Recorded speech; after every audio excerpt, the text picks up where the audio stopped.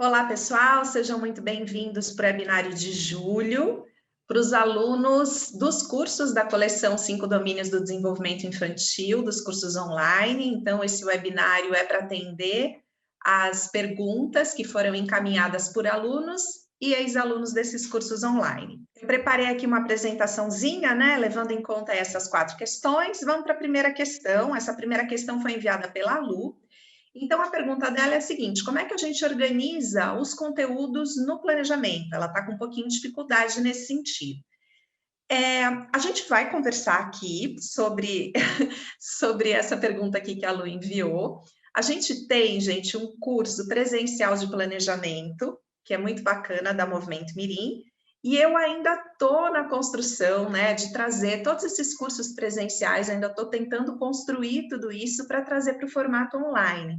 Esse trabalho, ele está demorando mais que eu gostaria, mas ele demora porque o formato online, ele acaba sendo um pouquinho mais completo em termos de conteúdo, justamente porque como eu não estou presencialmente com vocês, né, então esses cursos acabam ficando muito grandes. Essa própria coleção aqui de 5 domínios, no formato presencial ela tem 8 horas e no formato online ela tem 75 horas, né, a gente acaba detalhando um pouquinho mais.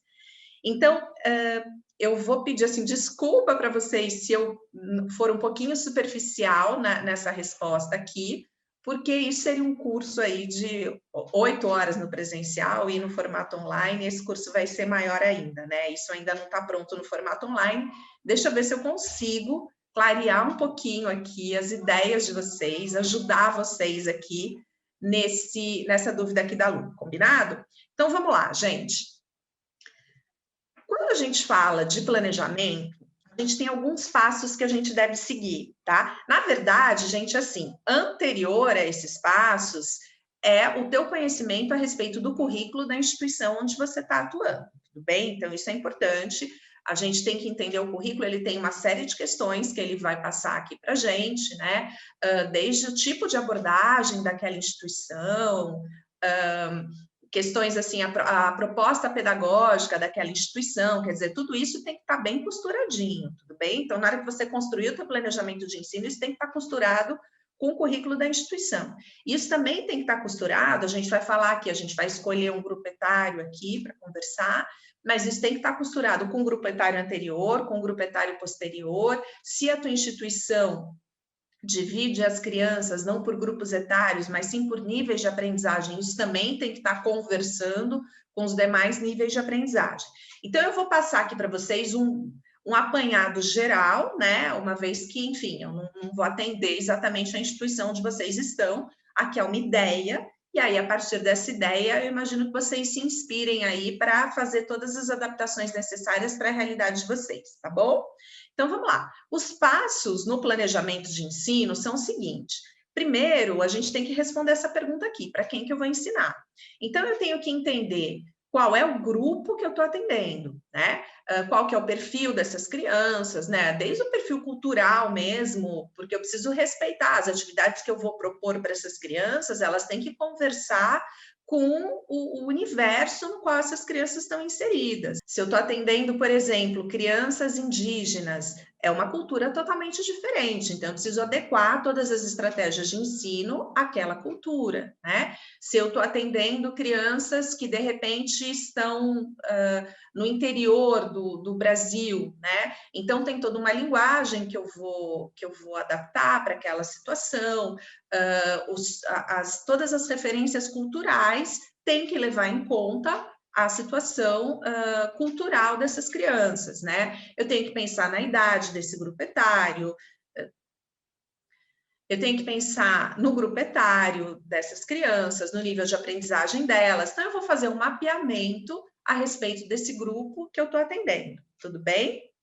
Bom, a próxima pergunta, então, uma vez que eu mapeei o grupo que vai ser atendido, né, para quem esse planejamento vai ser construído, a próxima pergunta que eu preciso responder é a seguinte: para que eu vou ensinar? E aí, quando a gente responde essa pergunta, a gente vai identificar os nossos objetivos de ensino, tá bom? Então, essa é uma questão chave do planejamento, tá? Isso, na verdade, é o meu eixo norteador. Para quem que eu vou ensinar e para que eu vou ensinar? essas duas questões, elas caminham aí de mãos dadas e elas norteiam toda a minha prática pedagógica. O próximo passo do planejamento, aí entra nessa questão que a Lu trouxe, que é o que eu vou ensinar. Então, assim, para atender esses objetivos, e levando em conta esse grupo etário, o que exatamente que vai compor as minhas aulas para que eu consiga, então, garantir que esses objetivos de ensino vão ser contemplados para aquelas pessoas, para aquelas crianças que eu estou atendendo. E aí a gente está falando de conteúdos de ensino. O próximo passo do planejamento é definir, então, um cronograma. Quando que eu vou ensinar? Eu vou pegar esses conteúdos de ensino e eu vou distribuí-los num cronograma. E esse cronograma, gente, assim, ele tem que levar em conta todos os feriados locais, né? Então, os dias que eu vou interromper, aí a minha prática ela não vai acontecer, as férias, a data de início, a data de término, eventos, né? Então, não adianta eu preencher um cronograma se eu tenho vários eventos e muitas daquelas aulas não vão acontecer. Aí depois eu vou ter que reorganizar tudo. Então, tente já ter isso em mente, né? Ter todas essas informações, datas de avaliação e assim por diante, para que você reserve essas aulas para essas situações específicas e você, de fato, consiga se aproximar. Claro que a gente nunca, quando a gente planeja, não é exatamente aquilo que vai acontecer, né? O planejamento, ele, embora a gente construa ele com uma certa antecedência, existem uma série de adaptações que vão acontecendo ao longo do percurso. A pandemia, eu acho que é a maior adaptação que a gente já teve que fazer até hoje, mas existem várias outras situações, né? Mas a gente planeja para a gente se organizar, porque quanto mais organizado a gente está, mais fácil é de propor novas adaptações, né? Mas é importante que esse cronograma se aproxime o máximo possível da realidade para que você vá fazendo pequenos ajustes ao longo aí do teu ano letivo, mas que você dê conta de entregar tudo aquilo que você pretendia para aquelas crianças. Finalmente, o último passo é como que eu vou ensinar. Então, quais são as estratégias de ensino, quais são os jogos, quais são os desafios, enfim, os circuitos e por aí afora que eu vou propor para atender aquele conteúdo, aqueles objetivos, aquelas crianças dentro daquele cronograma, tá bom? Então, esse é o passo a passo aqui para a construção do planejamento. Bom, agora, o que eu vou apresentar para vocês, gente, é o seguinte. Não necessariamente, isso é muito importante que vocês entendam, tá? Essa daqui, eu tô, sei lá, supondo uma realidade e tô propondo aqui para vocês um norte. Mas certamente, exatamente o que está aqui nessa tabela não vai atender a realidade de vocês, porque cada um tem uma realidade separada, né? Cada um tem aí uma situação muito singular daquela instituição e daquelas crianças que são atendidas. Mas eu estou dando, aqui eu estou fazendo um apanhado geral do que seria possível apresentar para essas crianças em termos perceptivo-motores, tá bom? Isso obedecendo aí, atendendo toda uma lógica de desenvolvimento. Quando a gente está conversando aí a respeito de crianças entre 0 e 2 anos, esse é o momento da gente desenvolver habilidades rudimentares, né? Habilidades motoras rudimentares com essas crianças. Então, o nosso planejamento, ele tem que olhar para esse momento do desenvolvimento da criança. A gente está falando, quando a gente está se referindo a habilidades motoras rudimentares, a gente está falando daquelas habilidades que todas as crianças, dentro de um desenvolvimento típico, serão capazes de realizar, né? Embora em ritmos diferentes, em momentos diferentes, aí todas elas serão capazes de realizar. Então, o nosso planejamento ele tem que dar conta dessas habilidades motoras rudimentares nesse momento. E outra questão que é importante é a criança construir essa consciência sobre a superfície e os contornos do corpo dela. Então, essa noção do eu e do não eu, quem eu sou e quem eu não sou. E o movimento viabiliza essa noção, né? A partir do momento que eu começo a ganhar autonomia do meu corpo, né? Que o meu corpo começa a me obedecer, eu vou coordenando as minhas ações motoras e eu vou refinando cada vez mais os meus movimentos, eu vou entendendo, isso tudo vai me ajudando a me apropriar dessa superfície corporal. Então, o planejamento para crianças que são atendidas, né, nesse grupo etário, ele tem que ter esse foco, tudo bem? Depois a gente vem aqui para 3 a 6 anos, né, essa turma aí da primeira infância, e aqui é importante que a gente construa um repertório de habilidades motoras fundamentais. Quando a gente está falando de repertório, gente, a gente está falando, se a gente for fazer aí uma analogia com a própria alfabetização, né, ou com a construção da linguagem, sei lá, a gente está falando de uma biblioteca de possibilidades, né? Então, quanto mais vivências motoras essa criança tiver, quanto mais possibilidades de experimentar esse corpo, melhor, mais rico será esse repertório, tá? Então, o nosso foco nesse momento, ele tem que estar na construção aí desse repertório. Depois é fundamental nessa primeira infância que a gente desenvolva equilíbrio e coordenação. Porque se a gente for pensar em termos de aptidão motora, os demais elementos da aptidão motora, eles vão estar ancorados no equilíbrio e na coordenação. Se eu não tiver equilíbrio, né, essa questão de estabilização, todas as habilidades motoras, elas têm um elemento de estabilização. Sem o domínio da estabilização, eu não consigo me movimentar. Então, é fundamental que a gente viabilize experiências para a criança, aos pouquinhos, adquirir essa capacidade aí, esse equilíbrio nos movimentos dela. E a coordenação, a mesma coisa. A gente sabe que a coordenação, ela também depende, né? E depende muito, na verdade, de todo o desenvolvimento neural, né? À medida que a criança vai crescendo, vão acontecendo modificações fundamentais em toda essa parte do sistema nervoso, né? Principalmente se a gente for pensar em termos de desenvolvimento aí do córtex motor, né? Que é a parte aí, enfim, do nosso sistema nervoso que vai controlar esses movimentos, vai planejar, né? Na verdade, o planejamento não é exatamente no córtex pré-motor, né? Mas, enfim, se a gente for pensar nessa parte aí na superfície do nosso cérebro, que é o córtex, que é responsável por toda essa coordenação, né? Tem uma questão que é muito importante, se a gente for pensar em termos de neurônio, que é justamente a mielinização dos axônios, né? Então, a gente sabe que toda a linguagem do sistema nervoso, ela acontece a partir de impulsos elétricos, e à medida que a criança, ela vai se desenvolvendo, esses impulsos, eles vão se tornando muito, muito, muito mais velozes, mas muito mais velozes mesmo, né? Porque o axônio, né, que é uma parte importante do neurônio, que é justamente a parte do neurônio responsável por transmitir o impulso nervoso, ele vai sendo coberto por uma camada de gordura, né, na verdade, várias camadas, né, de mielina, e isso vai isolando o axônio, vai facilitando aí essa transmissão do impulso nervoso, e esse impulso ele também passa a ser transmitido de forma saltatória, então isso acaba acelerando muito a velocidade do impulso nervoso, e consequentemente a gente tem movimentos muito mais coordenados.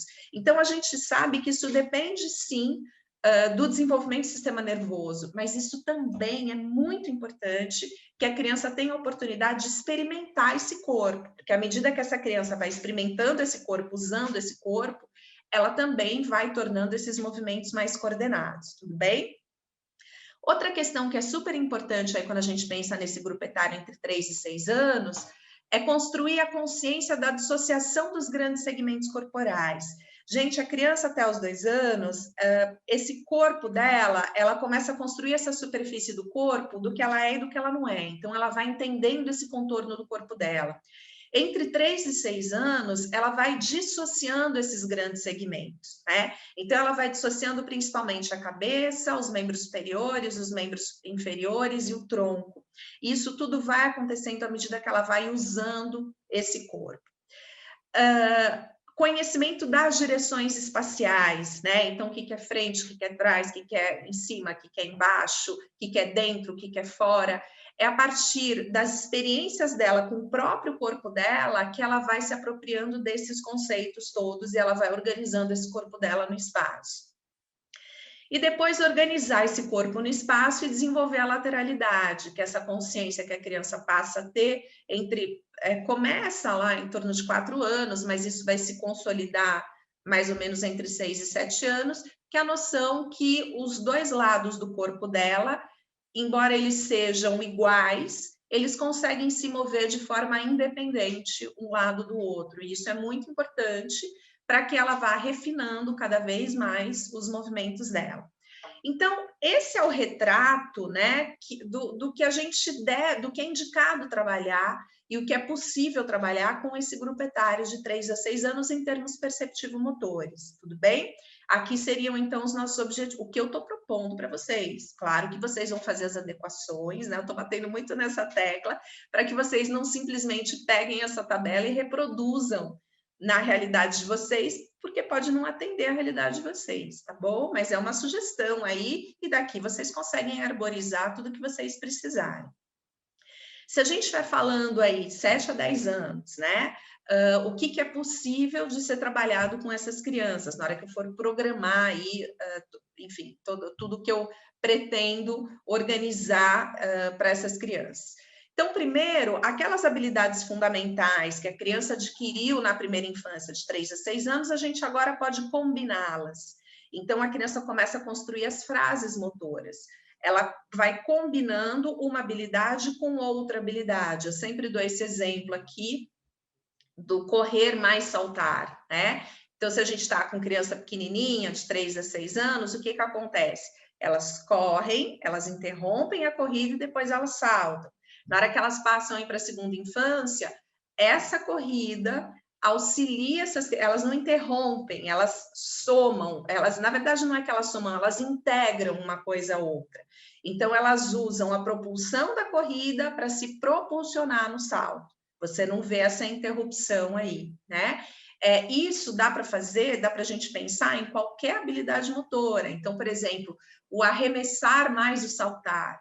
É inviável a gente propor isso com uma criança de 3 a 6 anos. Ela vai lançar a bola ou ela vai saltar, mas ela vai ter muita dificuldade, na verdade, vai ser bem difícil para ela conseguir fazer as duas coisas ao mesmo tempo. Nos 7 a 10 anos, ela já consegue apresentar isso para vocês, né? Isso muito, gente, claro, em função da coordenação, que ainda está um pouquinho limitada no 3 a 6, mas também pela questão da orientação temporal. Tá? Toda essa estruturação aí temporal, ela é fundamental para que a criança construa essas frases motoras, e no 3 a 6 anos ela ainda não consegue fazer isso.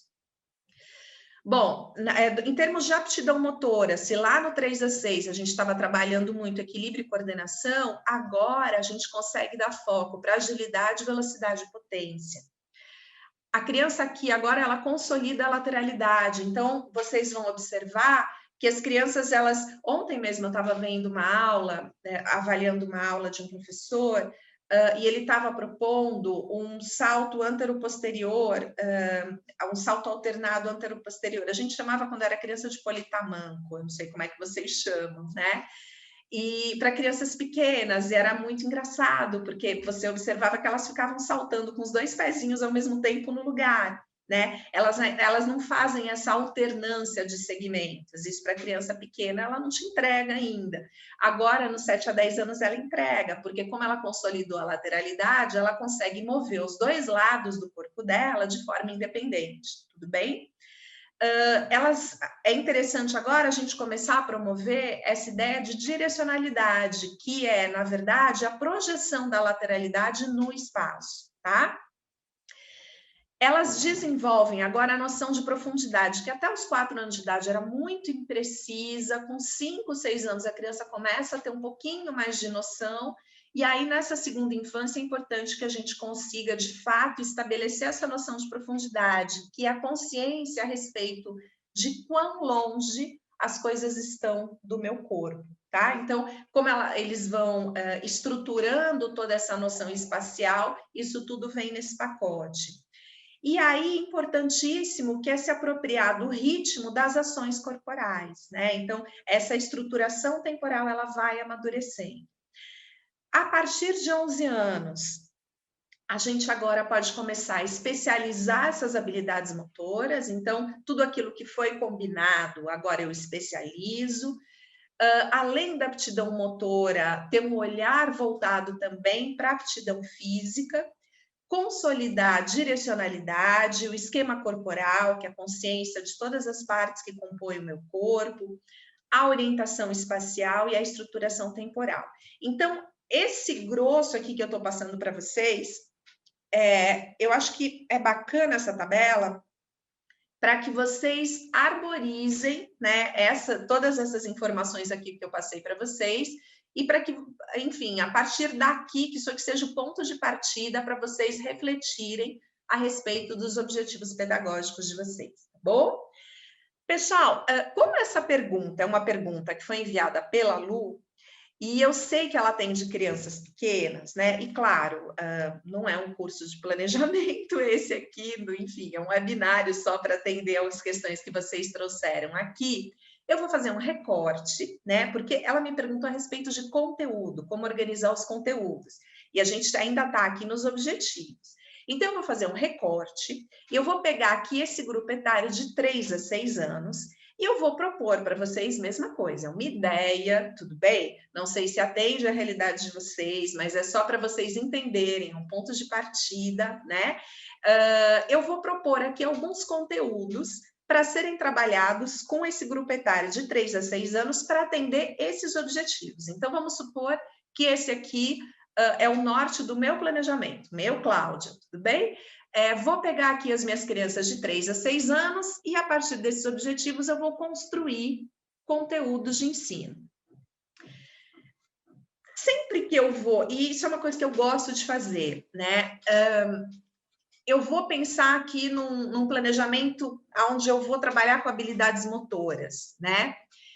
Eu acho interessante, para eu conseguir entregar as habilidades motoras dentro daquele cronograma de ensino, eu gosto de organizá-las em grupos. Isso daqui, na verdade, foi uma ideia que eu aprendi com a Ana Portaro, que era coordenadora, ela foi gestora, coordenadora da Hebraica durante muitos anos. Se vocês tiverem até a oportunidade, gente, de assistir os programas Crianças em Movimento, né, que a gente está veiculando aí nas redes sociais, da Movimento Mirim, do Cuca Aberta e da Renata Rodrigues, a Ana esteve com a gente em um dos programas, foi o programa que foi o último programa agora que foi veiculado, que a gente conversou muito sobre desenvolvimento motor. E ela organizava o planejamento dela, né, dos professores dela dessa forma, com grupos, eu achei sensacional. Então, eu comecei a me organizar assim também, e achei que ficou muito interessante. Então, o que eu estou propondo aqui, né? Uma ideia aqui para a Lu, no caso, que enviou a pergunta. Eu coloquei aqui 12 grupos, e em cada um desses grupos eu estou colocando entre até 3, acho que não tem nenhum com 4, não, tem até 3 habilidades motoras em cada um desses grupos, tá bom? E aí, além dessas habilidades motoras, a gente também vai ter um olhar complementar para a questão mais perceptiva, né? Então, a questão da consciência do corpo e da estruturação espaço-temporal. O primeiro grupo, o que eu estou pensando? Vamos trabalhar com o seguinte: corrida em diversas direções, esquivas e a parada brusca, tá bom? Além disso, a gente também vai trabalhar as direções espaciais. Então, esse aqui é o conteúdo do grupo 1. Então, quando eu tiver lá na minha tabela, no meu cronograma, e tiver escrito lá grupo 1, eu já sei que são essas habilidades motoras que eu vou trabalhar, além do conhecimento das direções espaciais, bom? Grupo 2, o que eu coloquei aqui? Pular vertical, pular a partir de uma superfície alta e cair. E também trabalhar as direções espaciais. No grupo 3, quando estiver lá na tabelinha grupo 3, saltar horizontal, saltar sobre um objeto, né? Passar por cima de um objeto e aterrissar. Também lá conhecer as direções espaciais. E o grupo 4, escalar, escorregar e o deslize lateral. e aí conhecer as direções espaciais. Bom, passei esses 4 primeiros grupos aqui, eu vou para os próximos grupos. Então, o grupo 5, saltitar com o pé, o skip, que aí já é bem difícil para a criança. Na verdade, esse grupo ele já começa a complicar um pouquinho mais a vida da criança, porque se a gente está falando de uma criança entre 3 e 6 anos, se a gente vai falando, sei lá, de 4 anos, a criança vai dar mais ou menos uns 3, 4 saltitos com o pé só, né? Ela vai, de fato, conseguir se deslocar saltitando com o pé só mais próximo aí de 6 anos, mas eu preciso apresentar isso para essa criança. O skip, pode ser que as crianças de 3 aninhos ainda apresentem muita dificuldade de fazer, porque envolve alternância aí de saltitos, né, entre as duas pernas, né? E o galope também é bem complicado para elas, porque tem uma demanda temporal muito grande.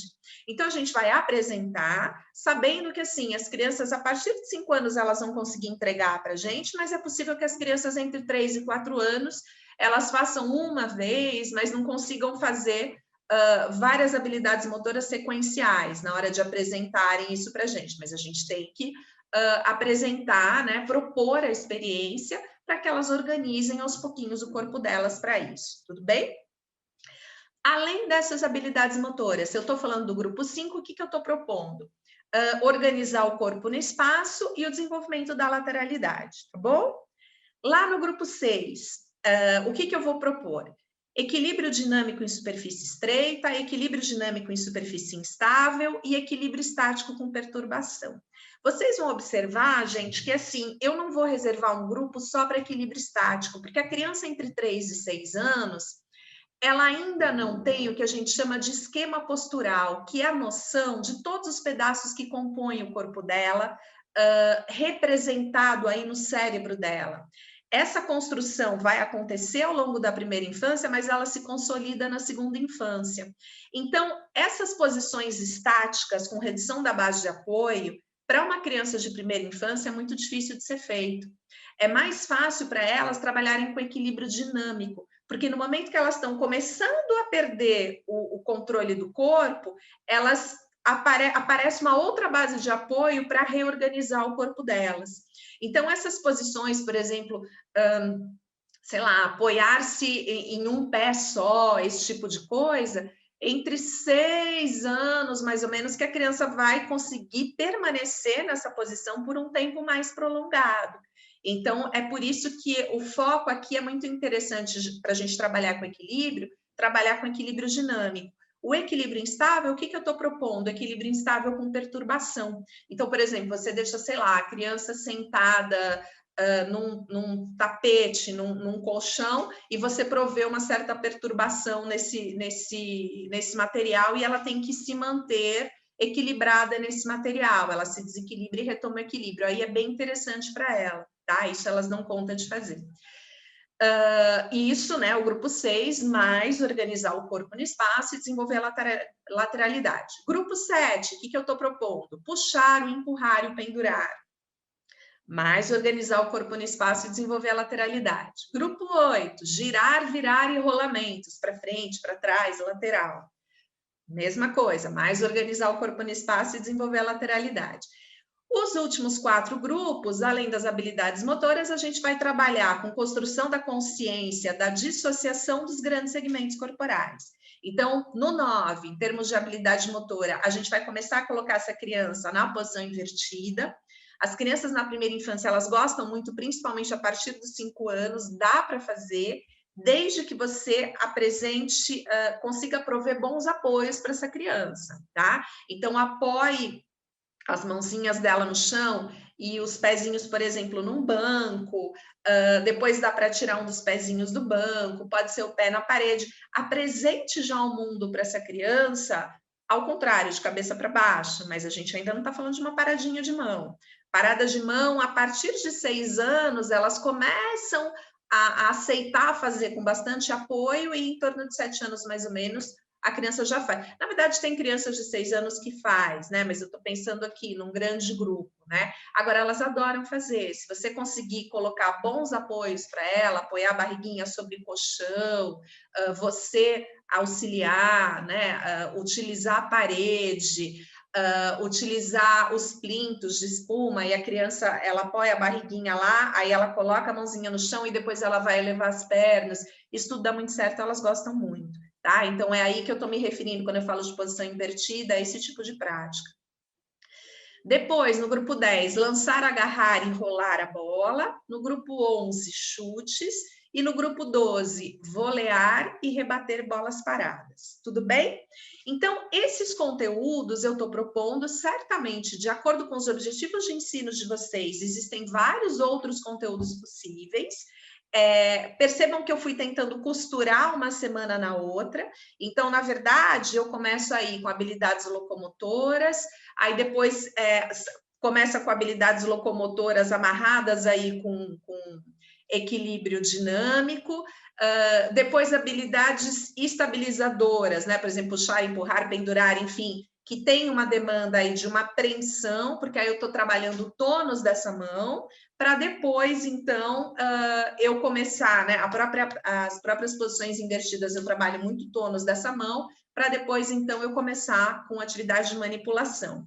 Então, essa é a lógica que eu estou usando para costurar os meus conteúdos. Vocês vão usar o que fizer sentido para vocês, tá bom? E daí, a pergunta da Lu era a seguinte: tudo bem, eu tenho os meus conteúdos definidos, no caso, certamente delas são diferentes do meu. Como que eu vou organizar esses conteúdos num planejamento, num cronograma? E aí, o que eu vou apresentar para vocês? Eu coloquei aqui 12 grupos, né? Quando eu estou pensando, por exemplo, num planejamento, né, num cronograma aí, de uma situação escolar, se a gente for pensar, gente, em 200 dias letivos, a gente está falando de 40 semanas. Então, o que eu estou propondo aqui? Cada uma dessas semanas, eu vou distribuir os conteúdos de uma forma diferente. Eu coloquei aqui, por exemplo, nas 2 primeiras semanas, eu estou reservando para adaptação, né? Então, para muitas atividades onde eu trabalho diálogo tônico com essas crianças, né? Enfim, uma série de atividades de asseguramento profundo, para conseguir organizar essas crianças, prover segurança, construção de vínculo afetivo, tudo isso. E aí, depois, o que eu faço? Isso é uma ideia, tudo bem? Volto a dizer, por favor, a ideia que para mim é fácil, faz sentido, se organizem aí da forma que vocês quiserem. Mas levando em conta que são 12 grupos, eu vou sempre trabalhar em 2 semanas consecutivas com um grupo só. Então, aqui eu estou trabalhando grupo 1 na semana 3 e grupo 1 na semana 4. São 3 habilidades motoras que eu estou trabalhando nessas 2 semanas, as mesmas habilidades motoras. Então, o que eu vou fazer? Depois, na hora que eu for pensar nas estratégias, claro que eu vou aumentando o nível de complexidade das estratégias, né? Mas, ao manter esses grupos durante 2 semanas, ou seja, durante 4 aulas seguidas, eu estou garantindo que essas crianças pratiquem e repitam e pratiquem novamente para garantir a aprendizagem. Aí, na minha organização, como que eu gosto de fazer? 2 semanas seguidas de um grupo só. Na terceira semana, eu mantenho esse grupo só para garantir que aquela aprendizagem foi consolidada, mas eu já começo a apresentar o grupo seguinte, que é o grupo 2, com atividades com baixo nível de complexidade, tá? E aí, o que eu faço? Nas 2 semanas seguintes, eu trabalho só com o grupo 2. Na próxima semana, grupo 2 mais o grupo 3. Então, percebam que cada grupo, tirando o grupo 1, que é um grupo mais fácil, os outros grupos todos, eu vou trabalhar 4 semanas com essas habilidades motoras. 2 exclusivas para esse grupo e as outras 2 combinadas com os outros grupos. Então, eu vou ter, na primeira semana, por exemplo, as habilidades do grupo 2, eu vou trabalhar nessa mesma aula, eu vou trabalhar um restinho aí das habilidades do grupo 1, depois eu vou trabalhar grupo 2 sozinho numa semana, grupo 2 sozinho na outra semana, e aí na quarta semana do grupo 2, eu já começo a introduzir o grupo 3.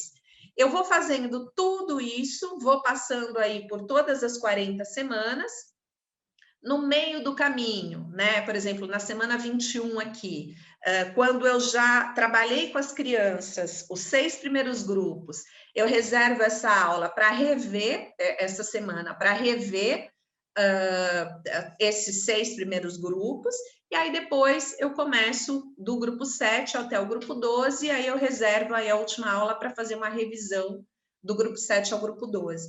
Isso para mim faz muito sentido e eu consigo me organizar muito bem dessa forma. Então é só uma dica para vocês, como a Lu tinha me pedido, né? Uma dica de como organizar os conteúdos aí.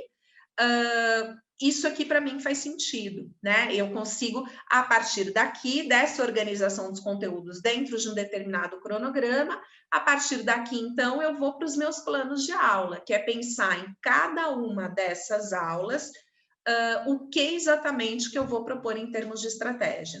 Tá bom, gente? Então, aqui, novamente, tá? Eu sei que eu tô sendo chata, eu tô insistindo nisso, mas, assim, é só uma ideia para vocês se inspirarem. Por favor, não peguem isso aqui, simplesmente reproduzam na instituição de vocês, que tende a não dar certo. É necessário que vocês reflitam muito a respeito do conteúdo que faça sentido para vocês, da realidade da instituição onde vocês estão, das instalações, dos materiais que estão disponíveis, para aí, então, vocês conseguirem construir alguma coisa assim, em termos de planejamento. Tudo bem? Então, bom, acho que está respondida aqui a primeira pergunta da Lu. Se vocês tiverem mais dúvidas a esse respeito, né, dúvidas que tenham a ver aí com essa primeira pergunta que a Lu enviou para a gente, enviem para o WhatsApp da Movimento Mirim, que aí a gente dá continuidade para isso, tá bom? A gente vai agora para a segunda pergunta, pessoal. Bom, então vamos lá. Essa pergunta aqui quem enviou foi o Bruno, né? Então ele me perguntou o seguinte: ele observou que as crianças, e aí, pelo que ele me mandou, essas crianças elas estão na primeira infância, né, Bruno? Depois, qualquer coisa você me corrige aí, mas certamente sim, pelo videozinho que você enviou. Não vou reproduzir o vídeo aqui, porque eu não tenho autorização nem do Bruno, nem da criança, né, para apresentar, mas enfim. Como que era a história? Ele colocou um tapete, acho que devia ser um tapete de EVA, então era uma ponte, né, uma ponte instável, para as crianças atravessarem, era uma atividade de equilíbrio dinâmico. E o que ele observou? Ele entregou uma bolinha, 2 bolinhas para a criança, então em cada mãozinha a criança segurava uma bolinha, e o que ele percebeu? Dava mais certo, quando elas seguravam essas bolinhas, o desempenho delas nessa travessia aí, dessa ponte instável, era melhor. E aí ele me perguntou por que isso acontecia. Então, vamos lá, eu vou sair aqui dessa... Eu não preparei um slide específico para isso, vou sair daqui desse slide para a gente conversar. Então, gente, a situação é a seguinte, a gente já conversou, certamente, né, todos vocês que fizeram ou estão fazendo curso aí, quem ainda não passou por esse capítulo, enfim, vai passar, mas vamos lá. O conceito de objeto transicional, né? O que é objeto transicional?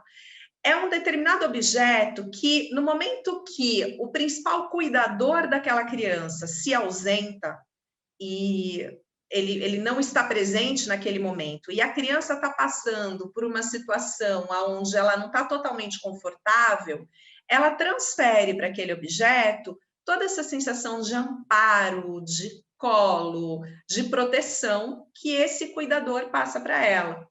Normalmente, esse cuidador é representado pela figura materna, mas pode não ser, pode ser um outro adulto qualquer, né?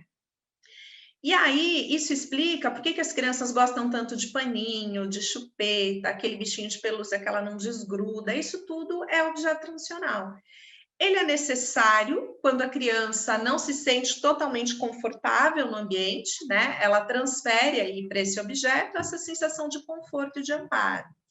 O que o Bruno está passando para a gente é o seguinte, olha só, eu coloquei uma travessia, uma ponte, e as crianças tinham que realizar uma tarefa de equilíbrio dinâmico.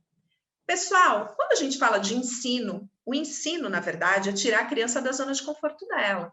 Porque eu vou apresentar para ela uma situação que ela ainda não consegue fazer sozinha, mas que com a minha mediação ela vai aprender e vai tornar-se autônoma naquela situação. Isso que é ensinar, né? Isso que a gente faz o tempo todo. Claro que no momento que eu apresento um desafio para a criança, eu estou tirando ela da zona de conforto. E quando a gente está falando de crianças bem pequenas, elas muitas vezes recorrem a esses recursos que são os objetos transicionais. Nesse caso, essa criança não trouxe esse paninho, essa chupeta, enfim, para a aula. E o que acontece? O que o Bruno está fazendo? Ele está entregando para a criança um objeto para que ela faça de objeto transicional. Então, a apreensão da criança nessas bolinhas, ela é bem firme, ela é bem forte, porque ela está entregando para esse objeto a segurança, na verdade, ela está deixando esse objeto responsável pela segurança dela. A gente acaba fazendo isso também, gente. Pensem, sei lá, às vezes eu dou esse exemplo em curso, vocês estão num avião e de repente está a maior tremedeira, começou uma super turbulência no avião. Vocês ficam quietinhos, sentados na poltrona, como se nada tivesse acontecido? Ou vocês buscam alguma coisa para se agarrar? Às vezes tem lá o travesseiro do avião, o teu moletom, a tua bolsa, né? A gente tenta, às vezes até a mesinha lá do que a gente usa para se alimentar, a gente se agarra naquilo. Então, a gente procura o tempo inteiro, seja no ambiente ou seja em qualquer outro objeto, esse conforto, esse amparo, né? A gente faz isso, a gente busca esse conforto. Isso tudo na verdade, são esses engramas que a gente traz desde sempre, né? Desde muito pequenininho. Então, é interessante usar esse recurso. Se a criança não trouxe objeto transicional com ela, você oferece. Vai ter um momento que a criança não vai mais sentir necessidade de segurar essas bolinhas, porque ela vai estar totalmente confortável realizando essa travessia. Tá bom? Então, esse é o processo. Vamos à terceira pergunta, então? Eu vou aqui compartilhar aqui a tela com vocês para a gente conversar um pouquinho sobre a terceira pergunta, tá bom? Essa pergunta aqui, quem enviou foi o Ângelo, e é uma pergunta que traz uma angústia muito grande, porque todo mundo já passou, está passando por isso, né? Então, ele está falando especificamente de um grupo entre 2 e 3 anos, né? E tem lá uma criança nesse grupo que vai colocar tanto a segurança dela quanto a segurança dos amiguinhos em risco em função do comportamento dela durante a aula. Então, uma criança que vai correr para tudo que é lado, e uma situação específica que ele coloca aqui, que ela se posiciona à frente de um colega quando ele vai saltar de uma superfície alta. Então, aí realmente envolve um risco, né? Como é que a gente lida com essa situação? Tem ele, Cláudia, caramba, e aí, o que eu faço? Eu tiro a criança da aula, eu dou bronca, enfim, como é que eu faço isso com essa criança? Então, a primeira questão que eu queria passar para vocês é assim, quem é a criança de 2 a 3 anos, gente? Porque dependendo do grupo etário que a gente atende, é uma condução da nossa parte, tá bom? Essa criança de 2 a 3 é uma criança que está em plena crise de personalismo. Quem já passou aí por esse capítulo, né, onde a gente aborda o Henri Vallon e ele traz essa questão do personalismo, esse é um momento, esse momento de 2 anos, é o momento que a criança vai consolidar essa separação entre o eu e o não eu, quem ela é e quem ela não é. Né? Então, é um momento muito importante para a construção do autoconceito dela. Agora, o que acontece nessa fase? Essa criança, ela começa a negar tudo que não diga respeito a ela. Então, ela entra numa crise de negação muito forte. Essa crise de negação, ela retoma com tudo na adolescência, que é um outro momento também importantíssimo para a construção da identidade social. Mas nesse momento do 2 a 3, é o momento que a criança está se apropriando de quem ela é. Então, esse comportamento, na verdade, de negar aquilo que está sendo proposto por um adulto é muito comum e faz parte do desenvolvimento dela, tá? Tá tudo certo, porque na verdade ela está se apropriando de quem ela é. Tem uma outra questão que é importante, que assim, esse momento está acontecendo uma transição entre a moral, na verdade, a anomia moral, né? A anomia é quando a criança está fora do universo moral, aquelas regras, elas não tocam nela mesmo, ela não entende aquelas regras, porque ela é incapaz de conceber o ponto de vista do outro. Então, ela tem muita dificuldade para se apropriar desse enquadre, né? Só que mais ou menos entre 2 e 3 anos é o momento que ela começa a ingressar no universo moral, mas isso ainda é muito incipiente. De verdade mesmo, a criança ela começa a apresentar um enquadre moral legal para a gente, uma coisa que você fala assim, poxa, agora realmente ela está tendendo a me obedecer a partir de 4 anos. Né? Então, a partir de 2, a gente considera que a criança entra nessa moral heterônoma aí, que é aquela moral que atende um adulto, né? Que, enfim, que tende a obedecer um adulto, mas isso acontece mesmo em torno de 4 anos. Entre 2 e 3 anos, a criança ela está nesse momento de transição entre uma coisa e outra. Então, esse enquadre que a gente gostaria que as crianças tivessem, né? Na hora que eu estou falando, todo mundo está sentadinho me ouvindo, na hora que, enfim, a aula começa, aí eles começam a explorar os materiais com muito respeito pelo colega, pelo material e assim por diante. Nessa fase, esquece, gente, isso não vai acontecer, tá? Não vai acontecer porque a criança não consegue se colocar no lugar do outro. Então, ela não entende que, sei lá, se ela... Na verdade, ela não lida com uma perspectiva de futuro. Essa questão de risco para ela é uma coisa que ela ainda está começando a se apropriar à medida que a gente vai passando para ela. Mas o que acontece é o seguinte: essa criança, esse pensamento organizado, esse pensamento lógico que a gente usa para resolver os nossos problemas, isso não está disponível para a criança, porque ela não trabalha com abstração ainda nesse momento da vida dela. Então, como é que ela vai conhecer o risco? Vivendo o risco, sentindo aquele risco no corpo dela. É por isso que a gente fala, não põe o dedo na tomada, não põe o dedo na tomada. Ela vai lá e coloca, até o dia que ela toma um choque, ela não põe mais. Né? Então, à medida que ela vive isso com o corpo dela, ela então compreende isso. Agora, a fala, ela é insuficiente porque a fala tem uma demanda aí que é a seguinte: me acompanha na abstração. Enquanto eu estou falando com você, imagina a situação, se coloca nessa situação. A criança de 2 a 3 anos não faz isso de jeito nenhum. Então, assim, e tem uma outra questão que é um comportamento binário, né? Ou é ou não é. Ela não relativiza ainda, porque ela ainda não se apropriou aí desses conceitos morais, né? E, finalmente, ela tem um controle inibitório muito imaturo. O controle inibitório, gente, é o seguinte: a gente tem as funções executivas, isso a gente ainda não colocou no curso, eu pretendo inserir num outro curso que eu vou passar para vocês, que a gente está ainda em construção aí no curso online, né? Mas a gente tem, né, em termos de desenvolvimento aí do nosso sistema nervoso, essa parte do córtex pré-frontal, que é a parte anterior aqui, né, do nosso cérebro, ela se desenvolve, ela tem aí toda uma infância, toda uma adolescência, e o início da vida do adulto jovem aí para se desenvolver. Ela se desenvolve até 21 anos, tem autores que falam até os 24, 25 anos, né? E é justamente assim, a parte do nosso cérebro que governa os nossos comportamentos.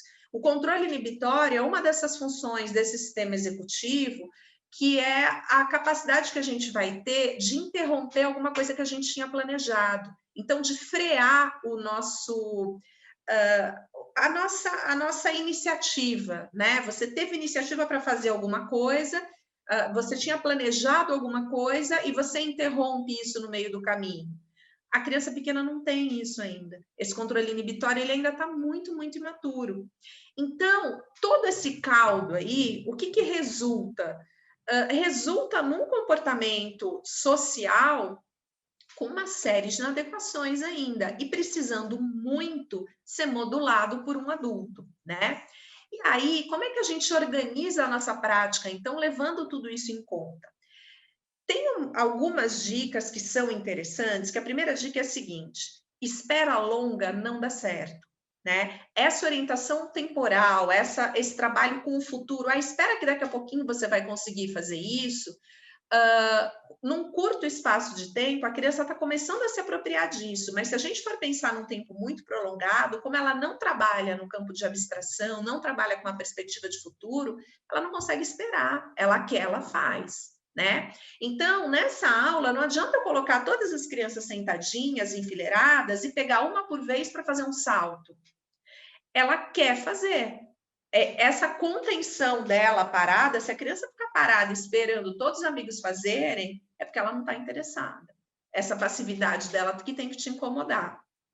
Não essa iniciativa dela de querer fazer. Então, pode ser que quando ela passa na frente do amigo, é porque ela quer realizar também. Tá?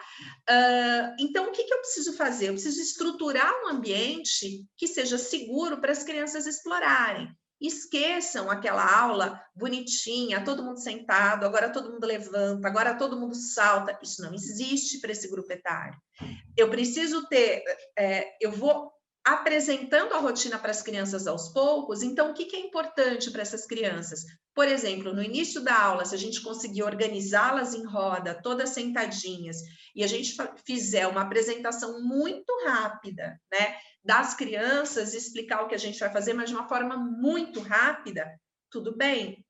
E o final da aula, né? Então, o momento de guardar os brinquedos, de guardar os materiais e de se reorganizar.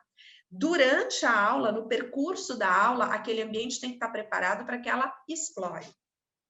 Como é que a gente organiza conteúdos aqui? Nossa, então, peraí, conteúdos, estratégias de ensino, enfim, que estratégia que eu uso? A melhor estratégia, gente, é assim, pense nos materiais que você vai disponibilizar, na organização das crianças por esse espaço, para que elas explorem. Não esperem dessas crianças, você fala assim, todo mundo vai correndo e volta todo mundo de costas. Elas vão voltar como elas quiserem, porque esse enquadro elas ainda não absorveram. Por isso que a rotina é estruturante, né? Então, começar a aula com todo mundo organizado, terminar a aula com todo mundo organizado, guardando os materiais, porque são símbolos que a gente vai trazendo para a criança, para ela entender como é que as coisas funcionam, né? Mas não dá para a gente pensar, por exemplo, em todos alinhados e cada um saltando de uma vez de uma superfície alta. Isso não existe. Então, não vou trabalhar com isso? Sim, você pode trabalhar com isso. Você pode, por exemplo, organizar vários materiais aí pela sala. Normalmente, com essa faixa etária, a gente tem um auxiliar, às vezes até mais, né?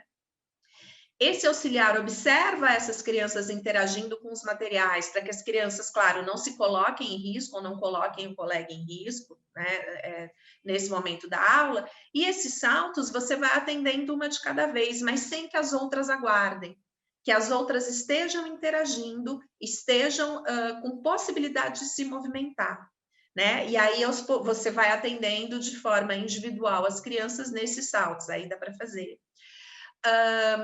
Então eu vou deixar a criança fazer e eu não vou explicar para ela que aquilo está inadequado? Sim, eu preciso explicar, eu preciso conter.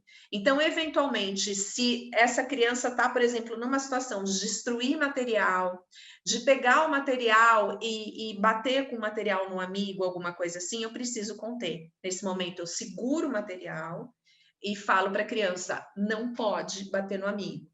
Né? Ela não bate porque ela é ruim, tá, gente? Ela bate porque ela não entende que se dói nela, dói no outro também. Ela ainda não faz essa transferência. Isso tem que ser dito. E, eventualmente, a gente pode falar para a criança, senta um pouquinho para controlar o seu corpo e deixar a criança sentada. Mas esse momento de deixar a criança sentada, gente, isso assim, é 1 minuto, que é tempo demais para a criança. Não adianta eu deixar essa criança sentada por um tempo muito prolongado. À medida que elas vão crescendo, elas vão, então, aprendendo que elas vão perder o direito de participar daquela atividade se elas colocarem um colega ou elas próprias em risco. Mas, nesse momento, é difícil trabalhar essa consciência. Então, o símbolo de deixar a criança sentada um pouquinho, que seja 1 minutinho, e você do lado dela, acalma e controla o seu corpo. Senão, você não vai ganhar esse material novamente. Esse momento é um momento que a gente está apresentando para ela um freio que ela sozinha não consegue realizar, né? Porque ela não tem o controle inibitório. Então, essa modulação, ela está sendo realizada pela gente, que é um adulto. Então, sim, é necessário que a gente interrompa esse fluxo, né? Mas isso tem que ser por um tempo muito curto. Aí ela retoma para a aula, se ela retomar esse comportamento, a gente novamente vai fazer isso. E uma coisa que é muito importante é a gente apresentar um reforço positivo para essa criança. Quando ela fizer uma coisa muito bonita, ela pegou aquele material. Em vez de bater no amigo com aquele material, ela está explorando de outra forma, a gente tem que parabenizar muito. Muito. Esse reforço positivo ele é fundamental, porque a tendência da criança é te atender. Ela busca essa atenção. E se ela percebe que ela consegue a tua atenção com esse tipo de comportamento, ela vai reproduzir esse comportamento, que é um comportamento bacana, para conseguir esse parabéns de volta. Isso é muito valoroso, tá, gente? Tem muito valor mesmo, o reforço positivo é importantíssimo. Tudo bem? Bom, a gente vai para a última pergunta agora. Deixa eu passar aqui para vocês. A última pergunta foi encaminhada pela Su. Então, ela pergunta assim para mim, né? A gente tem uma criança de 3 anos e meio e essa criança já está realizando atividades de salto na natação, com pequenos deslocamentos, salto com flutuação, e a dúvida dela é assim, ela só tem 3 anos e meio. Se por acaso ela, sei lá, ela sofreu uma queda não intencional, né? Ela cai numa piscina, essa aprendizagem dela, ela vai transferir para essa situação, né? Ela vai conseguir sair dessa situação numa boa, né? Sem se colocar tanto em risco, mesmo ela sendo tão pequena. Então, vamos lá, deixa eu sair aqui desse slide para a gente conversar. Pessoal, uma coisa que é importante a gente entender é o seguinte, a forma da criança aprender é sempre da criança pequena, tá bom? Dessa criança aí até os 6 anos de idade, é sempre via corporal. Então, ela vai aprender o que é frio e o que é quente, colocando a mão numa coisa quente e colocando a mão numa coisa fria. É assim que ela aprende. O conceito abstrato, frio e quente, ela não vai conseguir entender se ela não experimentar isso corporalmente.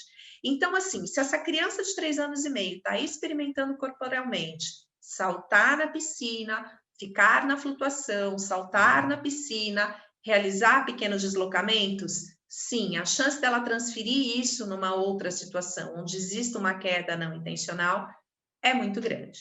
Agora, a gente tem que levar em conta algumas questões que são importantes, porque não dá para a gente garantir para a mãe e para o pai dessa criança que, não se preocupa, nem precisa olhar mais, porque se cair na piscina, ela se vira, ela não vai se afogar. As coisas não são bem assim. Porque a piscina onde essa criança realiza a aula, muitas vezes não é a mesma piscina na qual ela caiu sem querer. E se não for, o que acontece? A criança pequenininha, a noção de profundidade dela é muito, essa avaliação que ela faz a respeito da profundidade, que é essa noção do quão longe as coisas estão do meu corpo, é muito imprecisa ainda. Se ela está fazendo aula sempre na mesma piscina, ela sabe exatamente o quão longe a parede, no caso, né, onde ela vai se apoiar, está dela. Numa outra piscina, ela pode achar que a parede está próxima e a parede não está. E se for uma criança, por exemplo, que não consiga fazer ainda a respiraçãozinha frontal, ou se ela se cansa porque o deslocamento é muito grande, ela pode sim, de repente, sofrer aí uma situação de afogamento, com certeza, né? Então, primeira coisa, é o mesmo ambiente? Essa é uma questão importante para a gente considerar. Outra coisa, lembra que eu falei para vocês? A criança aprende com situações que passam pelo corpo dela. Essa criança teve oportunidade de viver, de aprender como que a gente faz quando a gente cai na piscina com roupa? Ela passou por essas experiências? Porque senão, essa situação da queda não intencional pode não dar muito certo. Porque quando a gente cai na água com roupa, com sapato, todas as nossas referências são alteradas. Né? Então, ela precisa, para a gente garantir, né? Para a gente, na verdade, garantir, a gente nunca vai garantir, mas para a gente tentar se aproximar mais, né? Tentar promover experiências para a criança que façam com que ela tenha um êxito numa situação de risco de afogamento, né? De risco iminente de afogamento, eu preciso promover experiências que se aproximem desse tipo de situação. Tá? Então, não é porque ela faz aulas de natação que as coisas vão dar certo. Pode não dar. E toda criança pequena, obrigatoriamente, ela precisa ser assistida. Mesmo que ela faça aulas de natação, mesmo que ela já tenha sobrevivência aquática, eu preciso de um adulto do lado de fora da piscina observando essa criança. Porque tem ralo. Às vezes uma criança pode cair em cima da outra. Essa noção de profundidade, essa avaliação dela a respeito do quão longe ou quão perto as coisas estão dela é muito imprecisa. A criança pequena, não adianta eu falar a respeito de um risco. Se ela não viveu com o corpo esse risco, ela não identifica isso como um risco. Não dá. Né? Ela tem que experimentar no corpo esse risco, e tem riscos que a gente não quer que ela viva. Um afogamento é uma situação que eu realmente não quero que ela viva. Né? Então, assim, imaginar que a gente falou e que ela vai obedecer e que está tudo certo, não, isso não vai acontecer. Então, sempre precisa haver essa assistência, mas vamos refletir a respeito do nosso programa aquático para tentar fazer com que as experiências que a gente está promovendo para os nossos alunos se aproximem o máximo possível de uma situação de afogamento iminente, tá bom? Aí, assim, a gente de verdade mesmo está fazendo um programa aquático muito eficiente, não só para a criança aprender os nados, mas também para garantir aí que, enfim, que ela tenha êxito numa situação como essa. Gente, finalizamos as perguntas aqui. Foi um prazer estar aqui com vocês de novo. Próximo mês, na primeira quarta-feira de agosto, a gente está junto aqui. Vão enviando para a gente as questões, as dúvidas que vocês tiverem a respeito dos conteúdos dos cursos da Movimento Mirim, combinado? Então, até agosto. Tudo de bom para vocês. Se cuidem. Quem conseguir se vacinar já tiver essa oportunidade, por favor, se vacinem, se cuidem muito, para que a gente consiga, enfim, né, se preservar aí nesse momento difícil que a gente está passando, combinado? Até o próximo mês, então, gente.